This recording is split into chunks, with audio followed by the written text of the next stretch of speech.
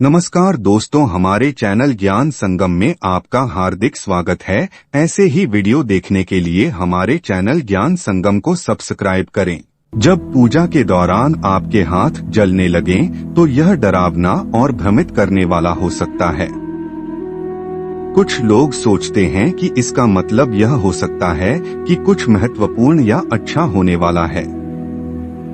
इस लेख में हम बात करेंगे कि हिंदू धर्म में पूजा के दौरान हाथ जलने को लेकर लोग क्या मानते हैं और सलाह देंगे कि अगर आपके साथ भी ऐसा हो तो क्या करें। हिंदू धर्म में कुछ अनुष्ठानों और प्रार्थनाओं को सम्मानजनक तरीके से करना वास्तव में महत्वपूर्ण है। दीपक जलाना इन प्रार्थनाओं का एक विशेष हिस्सा है, क्योंकि इससे पता चलता है कि भगवान हमारे साथ हैं। यदि कोई पूरी प्रार्थना नहीं कर सकता है, तो भगवान की मूर्ति के सामने दीपक जलाना अभी भी सम्मान दिखाने और प्रार्थना समाप्त करने का एक अच्छा तरीका है। अगर किसी का हाथ प्रार्थना करते समय जल जाए, तो इसका मतलब है कि प्रार्थना के दौरान कुछ गलत हो गया है।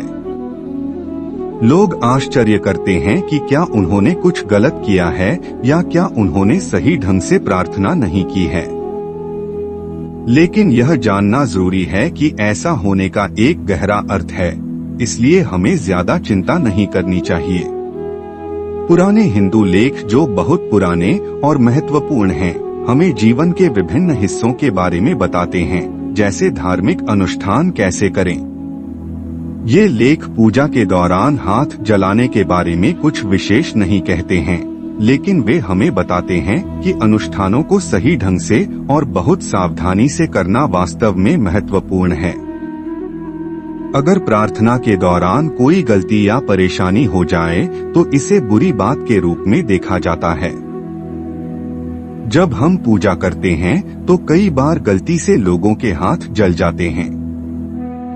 यह एक प्रतीक की तरह है, जो दिखाता है कि अगर हम अपनी पूजा में पूरी तरह से केंद्रित और ईमानदार नहीं हैं, तो इसके परिणाम हो सकते हैं। यह हमें पूजा करते समय हमेशा ध्यान देने और प्रतिबद्ध रहने की याद दिलाता है। यदि पूजा करने के दौरान आपका हाथ जल जाता है, तो इसे बेहतर महसूस कराने के लिए आप कुछ चीजें कर सकते हैं। शांत रहना और सही रास्ते पर बने रहना वास्तव में महत्वपूर्ण है, भले ही पूजा करते समय गलती से किसी का हाथ जल जाए।